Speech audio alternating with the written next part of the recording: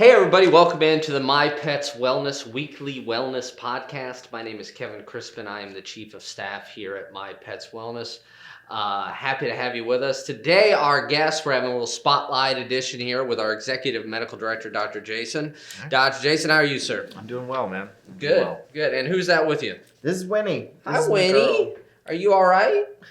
You were running around earlier, weren't you? Yeah, she's zonked. So. Yeah, she is zonked out. Well, Winnie, we're glad to have you here. Anytime that you want to say anything, just bark. She'll just raise her hand. Raise her paw. Thank you. Okay.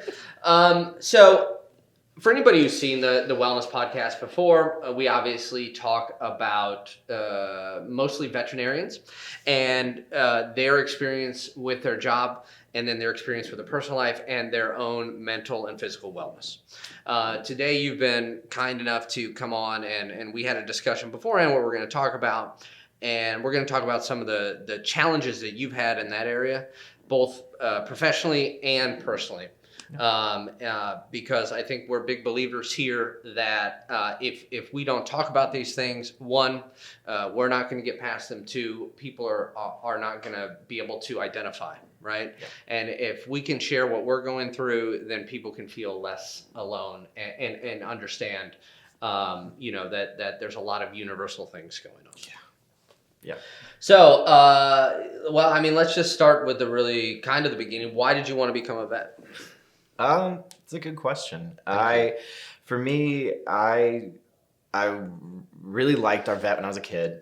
5th, 6th, 7th grade. I thought he was the coolest dude in the world. Okay. And the first chance that I got through school to go into mentorship, job shadowing, essentially skip a day of school and go hang out with him all day. Oh, that's pretty cool. Yeah. So I got to do that starting in 6th and 7th grade and got to know him better. And the first day I walked into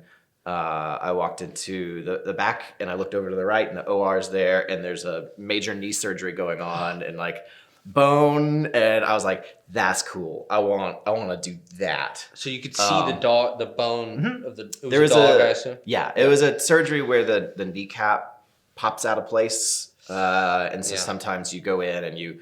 Or the patella. Yeah, look at you, Dr. Words. Yeah. But you make the little groove, it sits in deeper. So there's bone and chisels, and I was like, it was the coolest thing. And so it progressed from there. I spent more time shadowing. I got to know him. I started volunteering when my mentor got his own clinic, and kind of became a tech assistant, learned how to help with procedures and get vaccines, and just kind of progressed through. And how old were you at this point when you were kind of the tech assistant? High school. Teens. Mm-hmm. There were days where he was like, my Pathfinder needs an oil change. And I was like, I get to drive a Pathfinder? Yep, that's cool. I'll do that. But then the next day it would be like, hey, I need you to help me with this dental procedure. Like, keep an eye on the machine and do this. And he just kind of told me what to do. And it was, the technician was doing other things because he didn't have a real tech who was with him.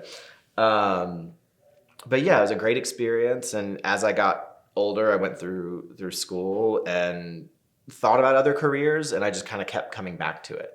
I kind of kept coming back to VetMed. I was like, well, I love sports. I love medicine, maybe like sport med, athletic training.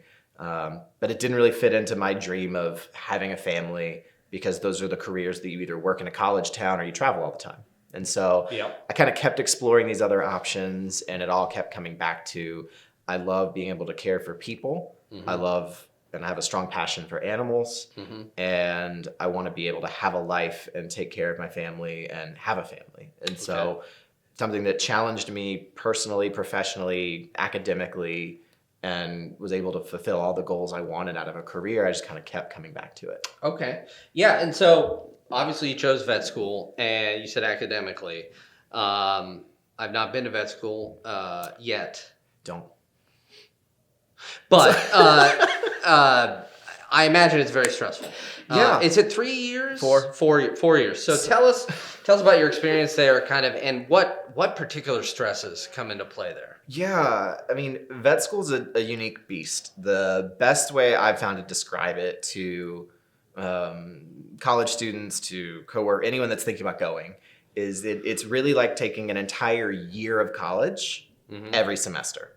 So Wow. It's not that every single topic is exceptionally difficult. It's the sheer amount of information and the pace with which you have to learn it.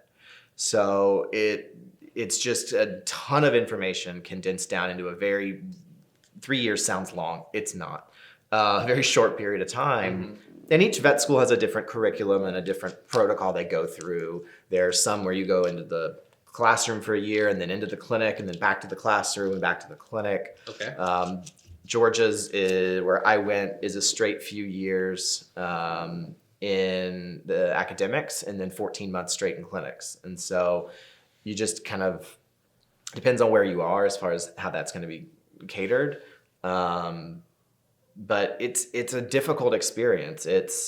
You spend 6 to 8 hours a day in class, followed by the amount of time you really need to dedicate to studying, either in a lab or a library or by yourself. Mm-hmm. And so finding any way to balance the class demands, the outside of class studying demands, and then for, the students that have to work to pay for school, you have jobs, so a good amount of people had those. And then you add in extracurriculars and a social life.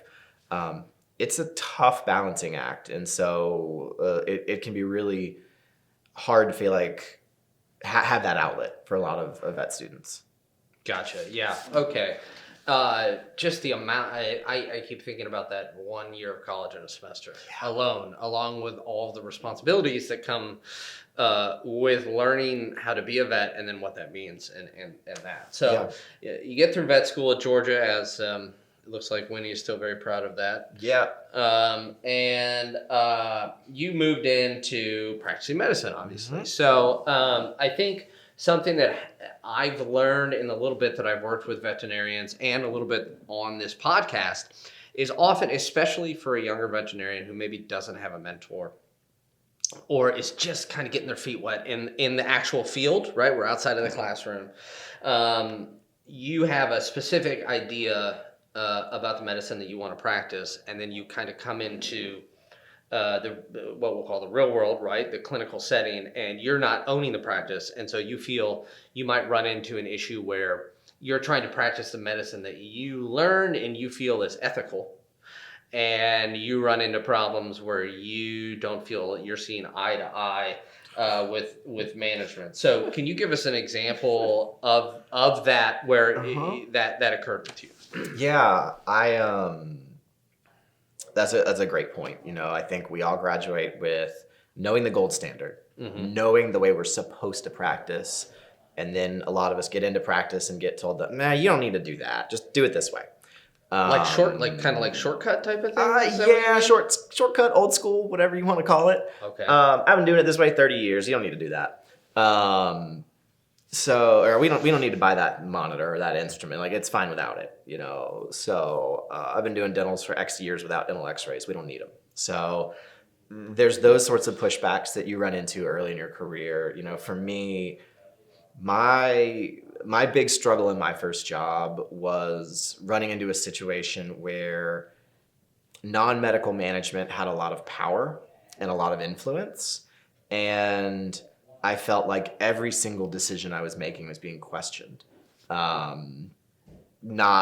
just because of the looks and the off comments that were being made, but I was closer in age to our technicians than my employer. Mm-hmm. And so they would come back to me and be like, hey, this is being said about you. They being the technicians would come back. Okay. And be like, hey, this is going on. Like, management's taking your cases to your boss behind your back because they don't agree with what you're doing. And even though my bosses, the doctors, would agree with me, feeling like everything was being second guessed by someone who doesn't know anything about medicine, it was a very hard place to work. It was a tough place to be in.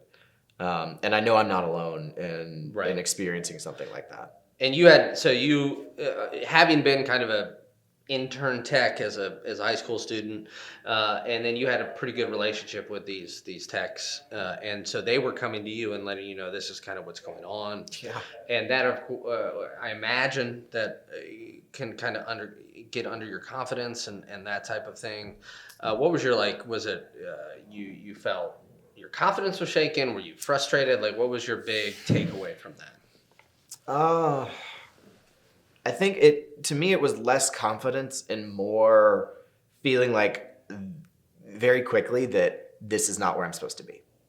Like, instead of feeling like, oh, this non-medical person's questioning my medicine and I should question what I'm doing, I was confident in my knowledge, maybe sometimes to a fault, which a lot of us are early on.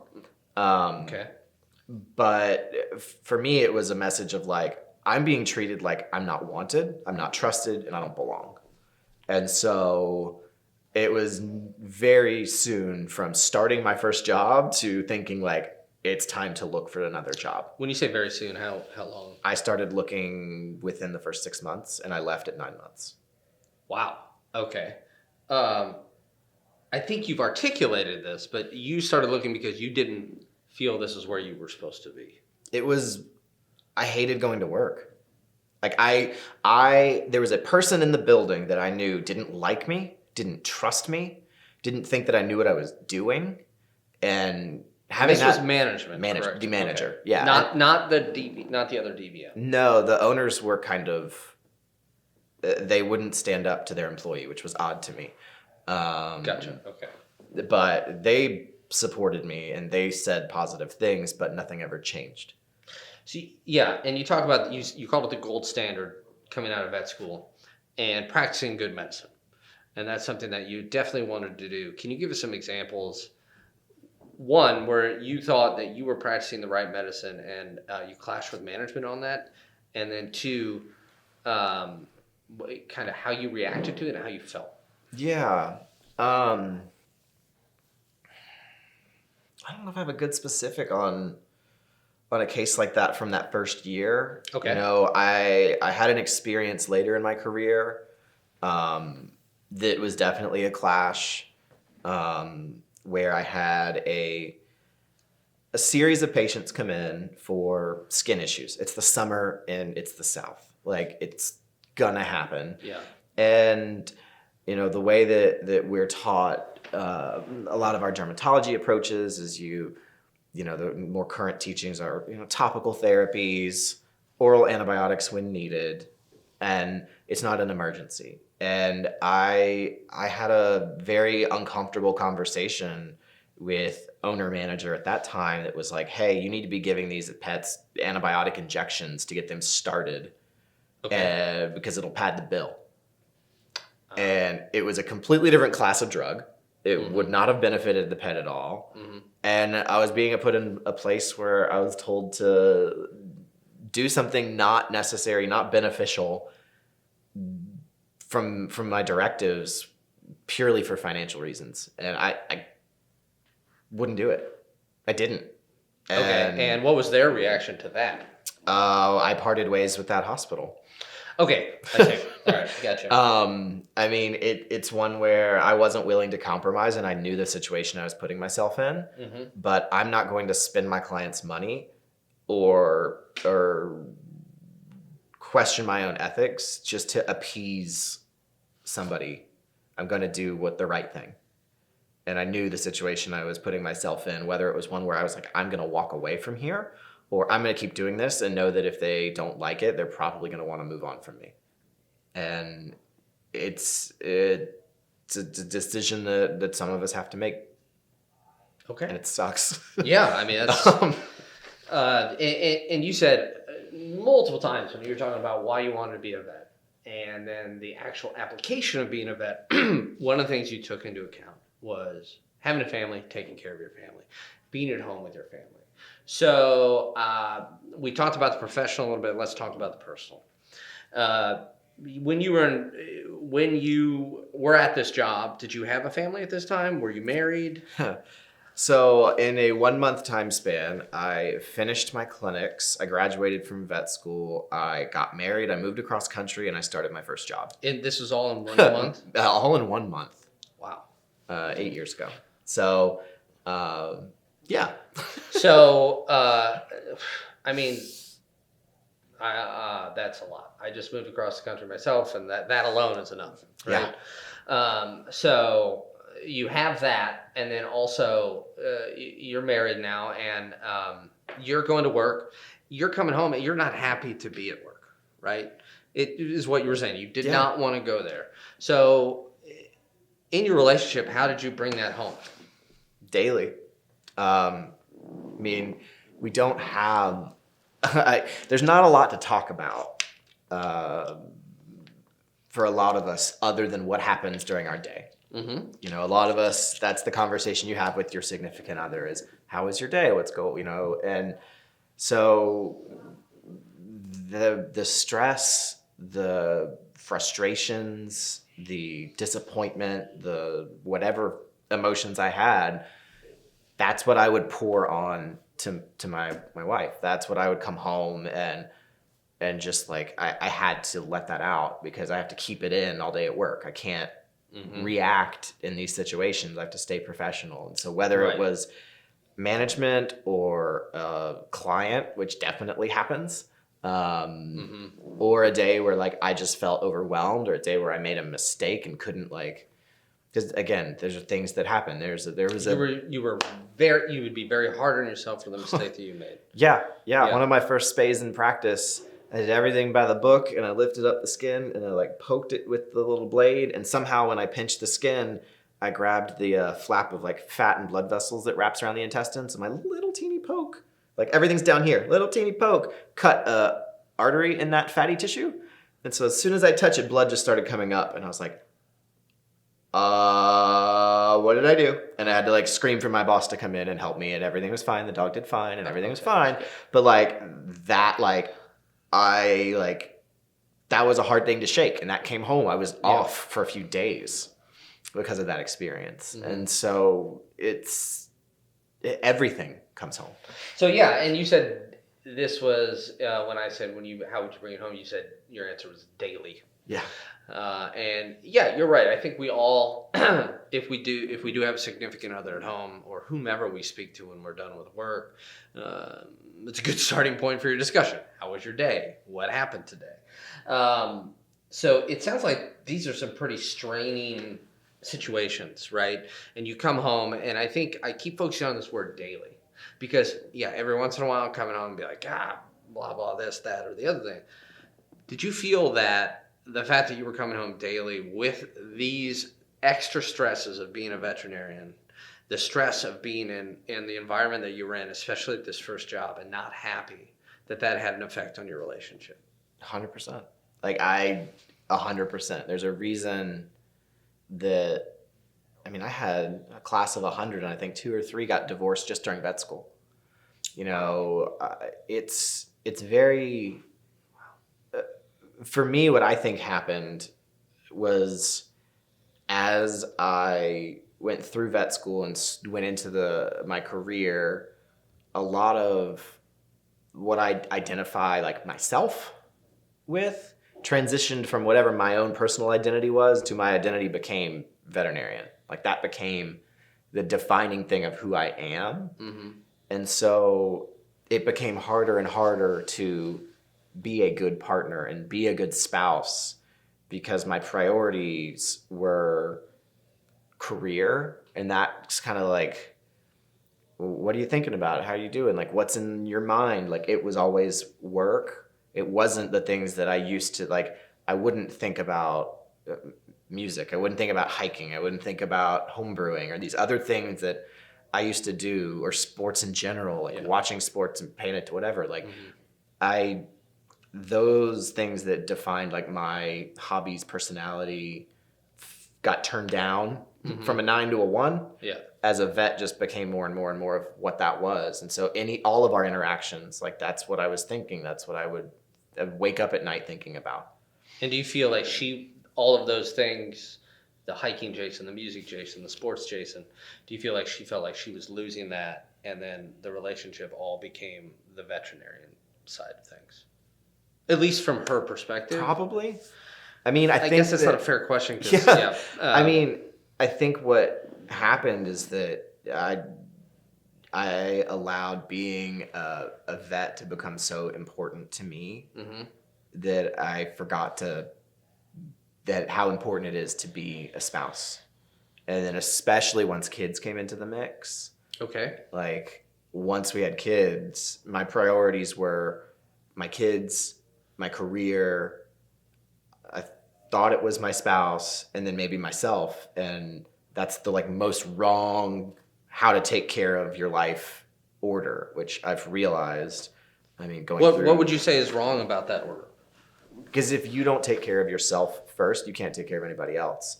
That's the biggest thing I've learned going through divorce is that I did it all wrong. It's something that we come back to over and over again, and it's not to belittle your story at all, but if you don't take care of yourself first, you're not going to be able to take care of anybody else. And it's something we've spoken with Dr. Rodney about. I know that you and I have spoken about it, and it's whether in the vet industry or not, it's a really, really challenging lesson to learn. Yeah. No, I mean, it's funny now that I think like I talk to my friends, whether they're in the vet field or not, Mm-hmm. and the ones that have the perceived happiest life, that have the perceived happiest, like most successful marriage relationships, are the ones that when I sought their advice, too little too late now, but it was like, yeah, my priorities in life, and they're, a few of them are more religious, so they would put, religion or God Sure. at the top, then themselves, then their spouse, then their kids, then their career. And that's how it should be.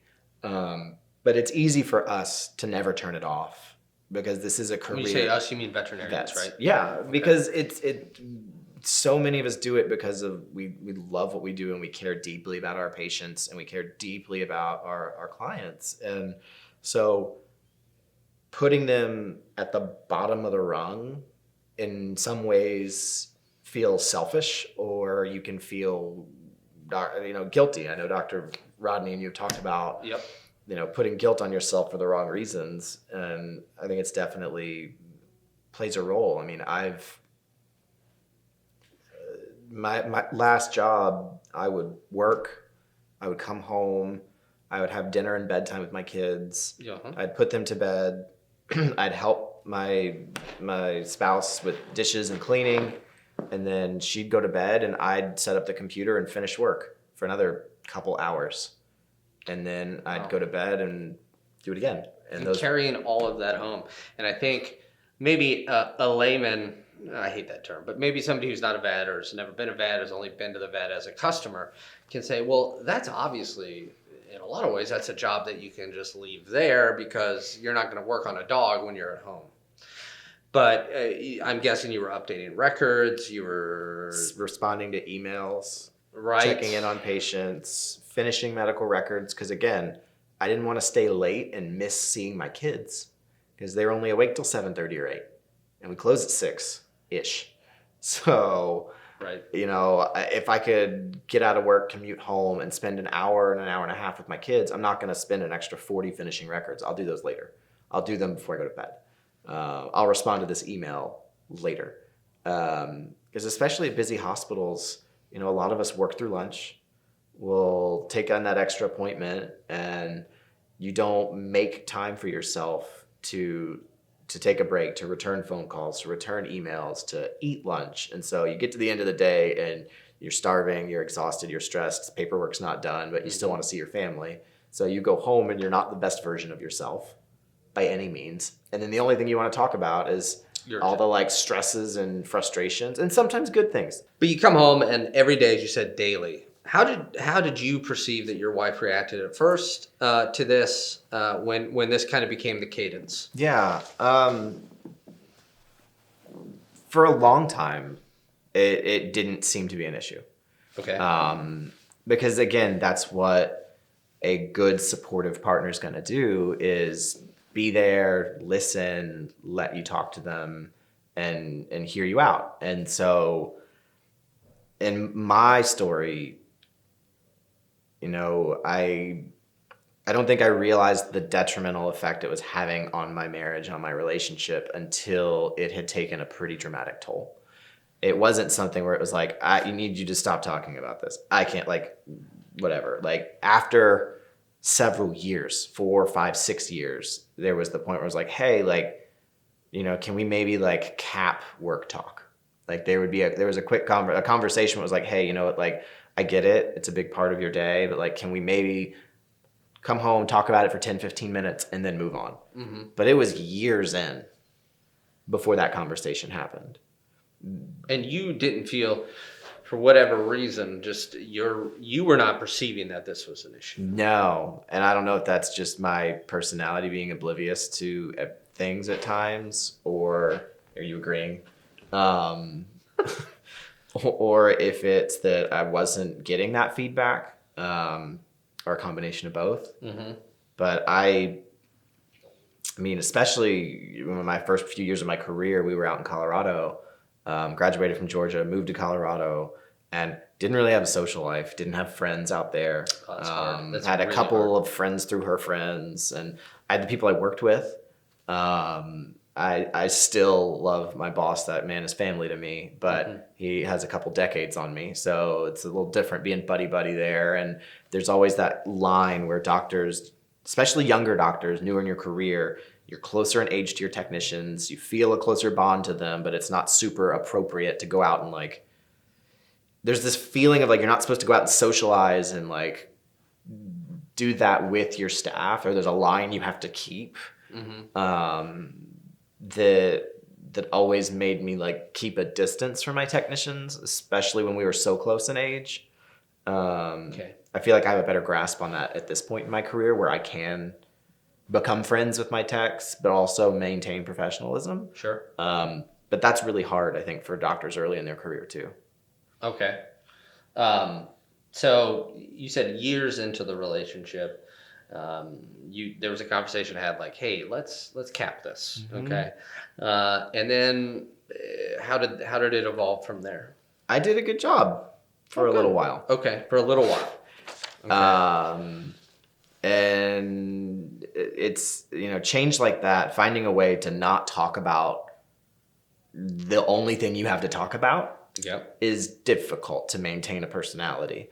If this is all you are, mm-hmm. if it's gotten to a point where like that's all that you've got and that's who you are, and you've got to a point where being a vet has become your identity and you can't talk about that, it's hard to maintain a dialogue. Did you struggle with what sounds like a realization that, hey, this is most of who I am? Was that one? Am I hearing that correctly? You're hearing it. I don't think I realized it until like going through the personal discovery repair phase of divorce. Like, I don't think I really understood how far I had come from who I was in undergrad, in grad school, and then through the time in my career. I don't think I really perceived how much of a change there was until I had that giant wake-up call that was like, hey, guess what? Your world's like gonna be shaken right now. My identity was dad, my identity was vet, and my identity was husband. Mm-hmm. I didn't think it was relevant. I was like, I'm still me. Like, meh. But like never thought it was relevant to like think about investing in me. Gotcha. Yeah. Yeah. It was a I'm just kind of thinking, because there's just so much. Obviously, we're just skimming the surface from your perspective, but the effect that I believe called a wake up call that your world was shaken. I think is what you said. The effect that would have on your wellness, physical, mental, across the board is, earth shattering. To continue the metaphor. So and you're right. You said that you didn't realize until later, and so often we have to be the child who perpetually is burning our hand on the stove in order to learn, and that is hard. But at the same time, it's like finding, and let me know if I'm not hearing this correctly, but finding the grace within yourself to allow yourself to say, yes, I had to realize it the way that I realized it. Yeah. It's, for me, there was a book that I listened to, that really helped me. And one of the things that talked about was, until you accept the situation you're in as what is supposed to happen to you, you won't be able to heal and you won't be able to grow. And so as long as I was looking at my life like, why is this happening? This shouldn't be happening. I was supposed to have the white picket fence and the wife and kids and the vet job and like the boxers and the Disney trips and like that was my life, and this isn't fair. Why is this happening? That's not what was supposed to happen to my life. Mm-hmm. Until I got to a point where I was like, who am I now? Who was I? How much have I changed? Was I actually happy? And realizing that this is the path I'm supposed to be on, that this is where I'm supposed to be headed, and that this self-discovery, getting here, is no matter how rough the path has been, is what's supposed to happen to me. Like, that was the biggest light bulb moment. That was the biggest change for me. I think I've talked myself in a circle away from your question, but no, I don't think that you have, and I think you're describing something that, vet or not, whatever situation people are in life, people, I think, come to that point maybe once, more often than once, but it is a very hard point to get to. And I think it's really admirable and courageous of you to share the story that you did with us today, because it's a lot, and thank you for sharing that, and for sharing all this with us, because again, talking about this stuff is how we understand it. It's how we feel less alone, and it's how we all heal. And so, thank you. And as a parting question, what do you think is important? Now, there's a lot, I'm sure, but what do you think is important for vets to remember as they navigate their work environment with their their relationships, their family? Yeah. That's an easy question. Yeah, that's fine. Just no big deal. Yeah. I think that when I think about the important things to be cognizant of, sorry, I was in your way, and to be really attentive to as you try to navigate through vet school and into this career, is remembering and forcing yourself to set boundaries. Remember that you have to take care of yourself, and that at the end of the day, this is a career, this is a job. And be very, very aware of where it can flirt with identity. And you want it to be part of who you are, not who you are. I think that when it comes to relationships, my biggest lesson was learning that nothing's guaranteed. There's no checkbox. There's not, I've got a spouse, cool, move on, next thing, I can focus on this. Like, there's no, like, I'm a dad, checkbox, cool, like, those kids are going to grow up. Like, you have to realize that every person and every relationship in your life is a living, breathing thing that you have to invest in, you have to take care of. So whether it's yourself or your relationship or your parenting journey or your career, because even if you decide that you'll invest in all of this and your career comes last, that's going to show. And you have to be able to still take care of it. You can't just say, like, I finished vet school, I'm done. You have to further your education. You have to want to grow and be a better doctor. Just don't let it become the only plant that you water and fertilize. It's a whole garden. Right. Awesome. And again, thank you very much for sharing your story with us. Admirable, courageous, and much appreciated. Sorry. No, I mean, for me, the one thing I want to say is that, there are a lot of vets out there that have stories similar to mine, that are much more difficult than mine, that have been through things that they, only share in secret. Mm-hmm. And even if just one person is 3 years before being in this boat of divorce and all of these things, and you can take this story and learn from it, that's why, to me, it's really important what we're doing. And it's important to, talk with your colleagues and talk with peers and build relationships with other vets. Is that, I don't want to see another doctor let it take them over to the point where they end up having to go through and learn lessons the way that I did. I'd rather share this story, share the experience that I've been through, to maybe prevent the next person from having to learn lessons the hard way. Yeah, and I think that's well said. And I think, for anybody who's out there is watching and is finding this familiar, or it's resonated with them, you can always, can you talk just a little bit about on Thursday nights? Yeah. What we do we have a vet support group and kind of what that is. So we have our My Pet's Wellness Rounds as part of our DVM support network. And so it is a support group like conversation. It's on a Google Meet. It's very casual. Dr. Rodney is on and kind of helps guide and guide the conversations, but not take them over or lead. It's really just led by us that are there to talk.